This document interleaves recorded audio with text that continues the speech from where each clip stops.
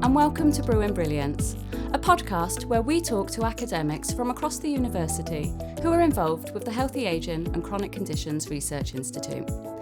We will be speaking to researchers who are leading innovative interdisciplinary approaches to promote lifelong health, delivering improved interventions to manage chronic conditions more efficiently. These sessions are essentially opportunities for us within the Healthy Ageing and Chronic Conditions Research Institute to meet colleagues from across and beyond our faculty to foster knowledge sharing, collaboration and networking. In today's special episode, we're taking a slightly different but exciting turn. While our focus for these podcasts is on research and healthy ageing outcomes, today we're shining a light on early career researchers, or ECRs.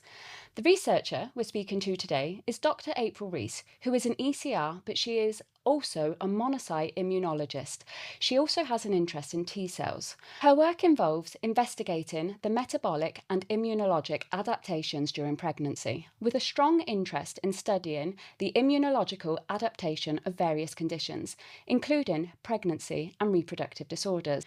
So welcome and thank you for joining us. Thanks for having me. I'm going to start with a nice easy question. What does being an early career researcher mean in your institute? I think it's one of those terms that no one really knows how to define an ECR. I think for us, it's someone who's maybe completed a PhD in the last 10 years, starting to get those little grants in, starting to build their team. Mostly people maybe have had a substantial grant, so something that they're starting to have a team underneath them. But essentially, if you think you're an ECR, you are an ECR, is the official line, I think. So the definition of ECR is if it's what you think. Yes, if you feel like you're early enough and you're needing help and like wanting to get onto that path, then I think that's what you are.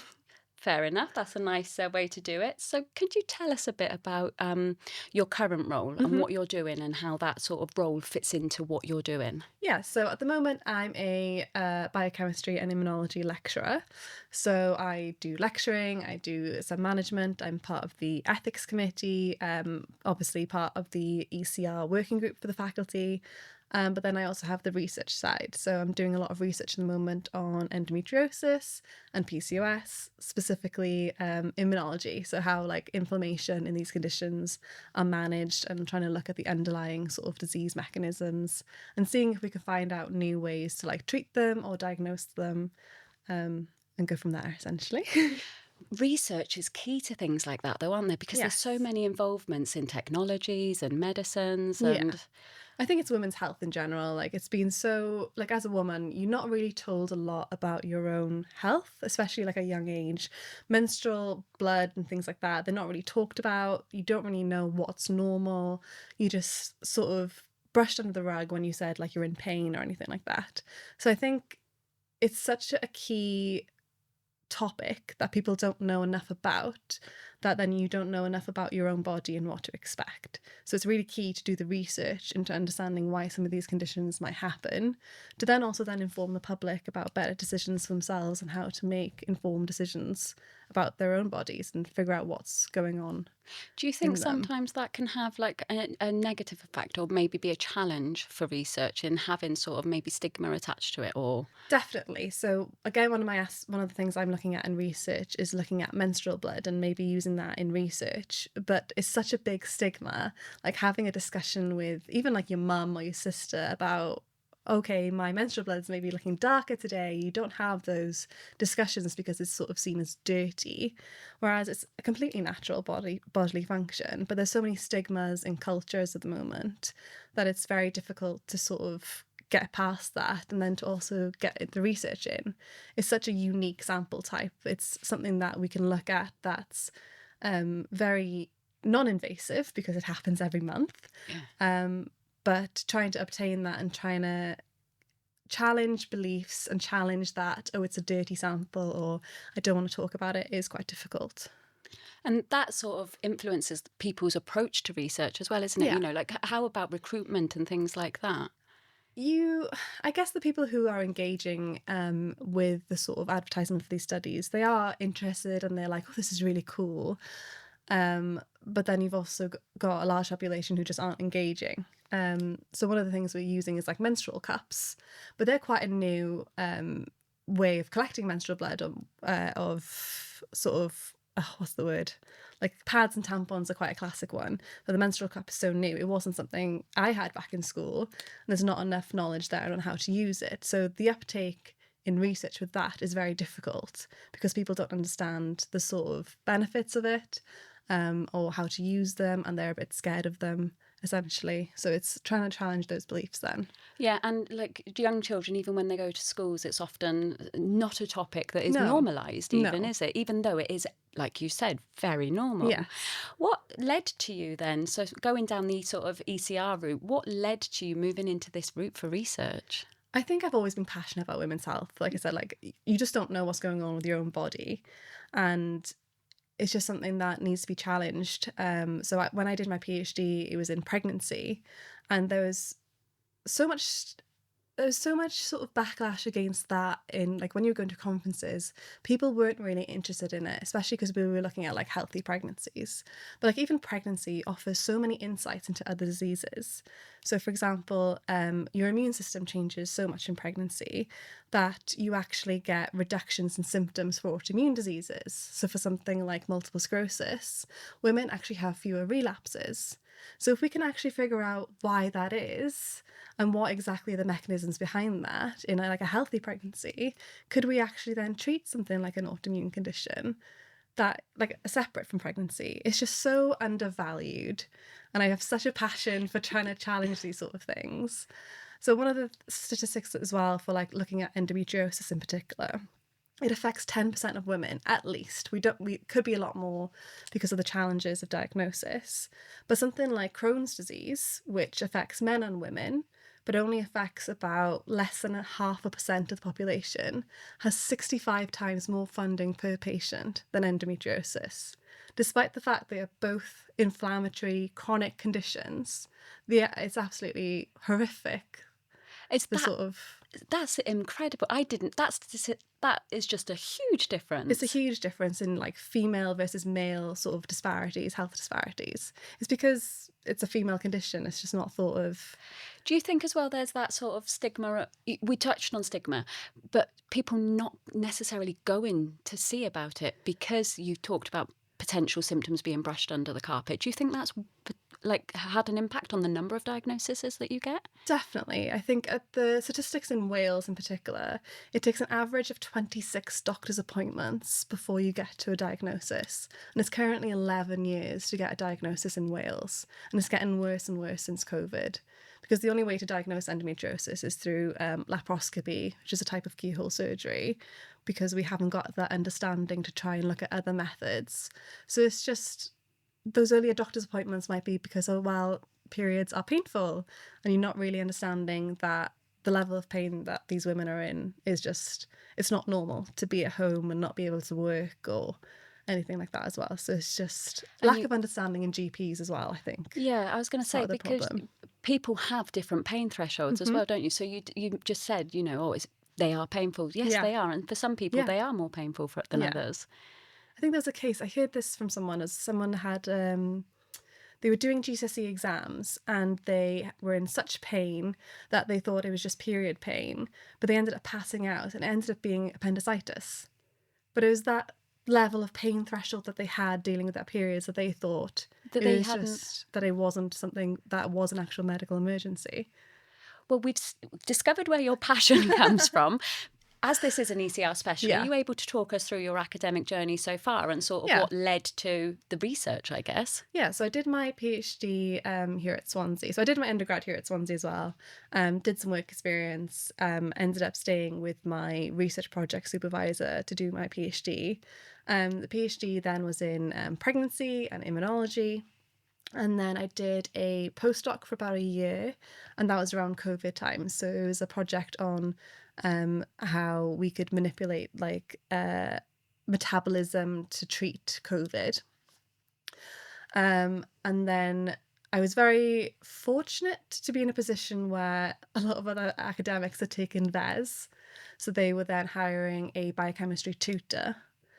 So I managed to get in that way, and then I've developed then to become a lecturer. So that was sort of right place at the right time, but I'd also taken every opportunity during the PhD to do the sort of extra stuff. Yeah. So doing things like demonstrating during lab practicals.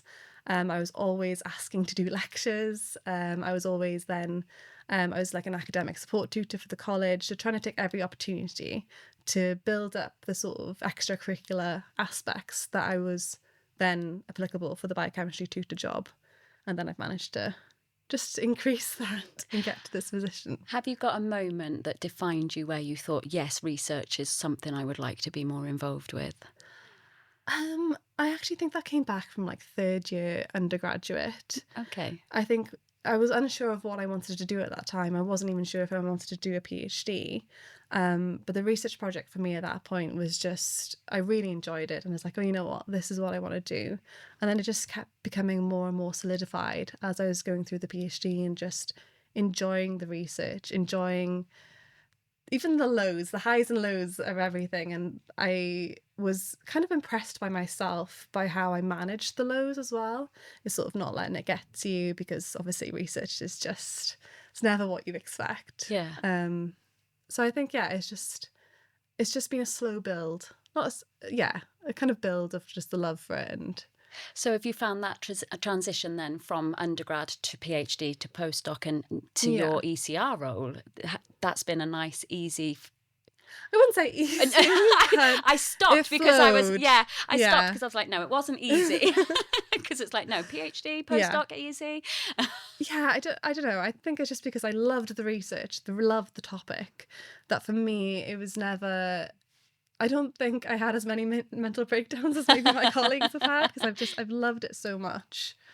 And I realise that's quite like it may be a unique situation. Yeah. But yeah, it flowed for me quite nicely.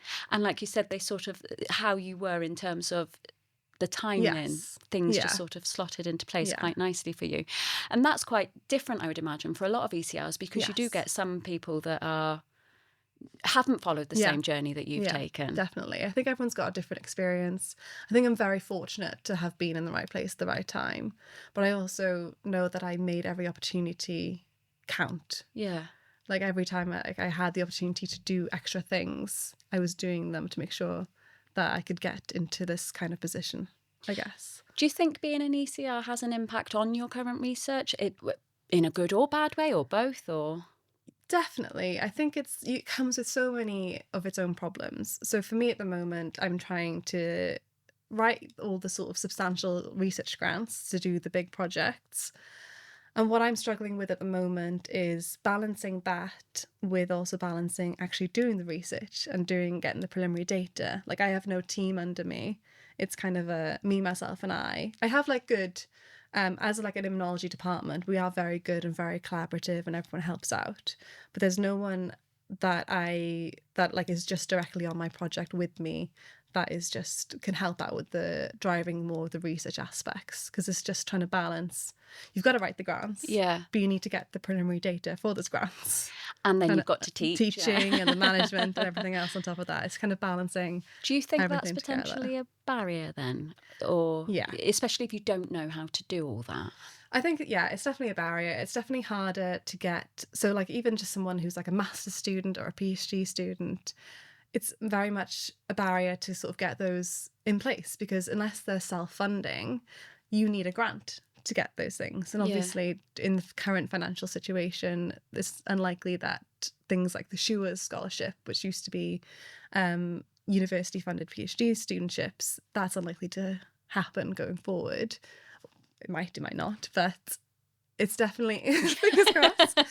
It's definitely like a barrier in place, and like I think more help to build that team is needed. Like maybe like more advertisement to get master's students in, or someone to like help out with that sort of funding seems to be a big obstacle for a lot of things, specifically research as well, though, doesn't it? Especially like when you compare what you said at the start of this with the different funding opportunities. In your research then, I know you mentioned it being just you, but do you interact with patients or anything like that? I used to, when I was doing the PhD, we used to recruit pregnant women directly. But now, as I've moved on to the endometriosis, I have less direct interaction with patients. So I work with clinicians who recruit the patients themselves, and then we get those sort of biological samples. I still have interactions if we're recruiting from the community. Right, okay. So if we're recruiting for like menstrual blood, we're doing that through the community. So anyone who has endometriosis or PCOS or even healthy cycles, I will interact with them directly and find out what the issues are, and things like that as well. But I've also got some contacts with some like women's health groups, like the Fair Treatment for the Women of Wales. They're excellent for sort of promoting all female health and trying to raise awareness of everything and trying to really advocate for the patient groups. Is being an ECR an advantage for being involved with that, or? I don't know if I'd say it's an advantage or a disadvantage. It's probably more of a disadvantage because you haven't got that reputation. Right, okay. And maybe trying to build those relationships is a bit more difficult when you haven't really got the sort of backing as of yet to get to that position, I would say. So being able to sort of build that reputation yourself. Yeah. Talking about the relationship side of things, having a mentor when you're an ECR is critical. Are you able to share your experiences of that with us? Again, I think I've been very fortunate. My PhD supervisor is still a mentor to me and she's absolutely excellent. But I've also been very well positioned that I have other mentors as well. As like an immunology department, we're quite very close to each other, and there are people who are just maybe like a level above me or a couple of levels above, and they're very happy to like have those chats about career development and like what sort of things you can be applying for, what things you can be doing. So I've been very fortunate that I've been in a community for that. Yeah. And I recognise that's not going to be the case for a lot of people, because if other faculties in particular, if they haven't got the sort of social aspect that we do, and if they don't have the networking opportunities, then it's much more difficult to do that. But my particular instance, I've been very fortunate. And I can't rave about them enough. But that's nice to hear as well, though, because you do want to hear the positive stories, because you want to encourage more people to definitely do research and to be an ECR and to consider that. Yeah. It's quite nice as well that it's shaped the way you do things. Yes. So we're very connective. I organise like every 4 months like little immunology department meetings, so we all come together, share our research, share ideas, so that it's a bit more collaborative, especially with like the PhD students, postdocs. There's about 20 of us now, I think, but it's ranging from like people starting their PhDs or their masters all the way up to the PIs and the professors, and it's very nice having everyone in a room discussing ideas and just sort of everyone seeing the trajectory of everyone. And I guess it's nice as well, because if you've got those questions that you would possibly get as an ECR, like where do I go for funding applications? How do I write these? You know, it's quite supportive and to have that environment. Yeah. And it's very good from our perspectives because obviously we're all studying similar things, so it's easier to then sort of highlight I've had a grant from X, Y and Z, and like these opportunities are coming up, so it's very nice in that perspective, because that's probably one of the biggest problems as being in ECR as well, is actually what grants do I apply for, what ones am I applicable for, what actually is out there. And you touched a little bit at the very start of this about your ECR group. Mm-hmm. Is that something that is supportive of this sort of... Yes, definitely. Yeah? That's part of our goal, is to have this more inclusive environment, trying to promote how people can apply for different grants, what's actually out there, trying to help people through fellowships if that's something that they want to do. Our goal is really to see what the ECR community actually wants, and we will try and help out with that as much as we can. So there are limitations to that group in the sense of we are an ECR working group for permanent members of staff currently. There is a separate working group for the ones on fixed term contracts, because there's obviously more unique and acute issues that they face with things like contracts and the different sort of fellowships. And the idea, I think, at one point would be to have more alignment and to have more connections with them to see what we can do as an entire group. But it's just trying to essentially builds more of that community, builds more of a network with each other, that we can discuss issues with each other and how maybe we've all addressed different things, and maybe connect other people up. So if people are looking to progress to a certain stage, we can maybe highlight, okay, maybe you need to speak to X, Y, and Z about different things like that as well. And having that supportive environment makes the experience Yeah. hopefully more like your experience for a lot of other Fingers people. So is there something in research that you would like to change, or I don't know? There's probably loads actually, isn't there? Yeah. So in your field of research, what would you like to see more of? And don't say funding. Funding would be great, wouldn't it, really?